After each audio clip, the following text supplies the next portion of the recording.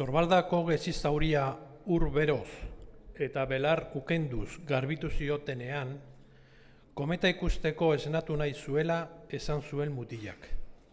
Iratzartzeko mesedez arratzerako loak hartzen bazuen. Eta Joanak baietz erantzun zuen, zauria garbitu ondoren, orain lo egin ezazu.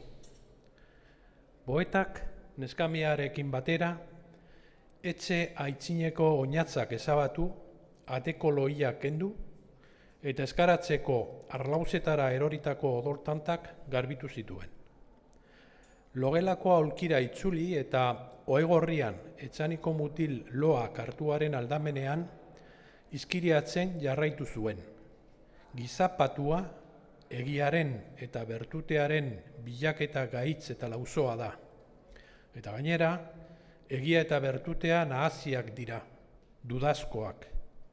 Nork bere hutsegiteak onartzen ditu aldean eramateko, mutikoak igande goizean, amak aulki gainean prest utxitako atorra garbia, jantzea ametitzen duen bezala.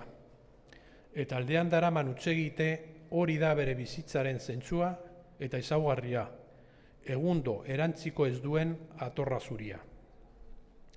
Boetak antzara lumaren muturra, tintaz berriro busti eta galdera moduko hau izkiriatu zuen.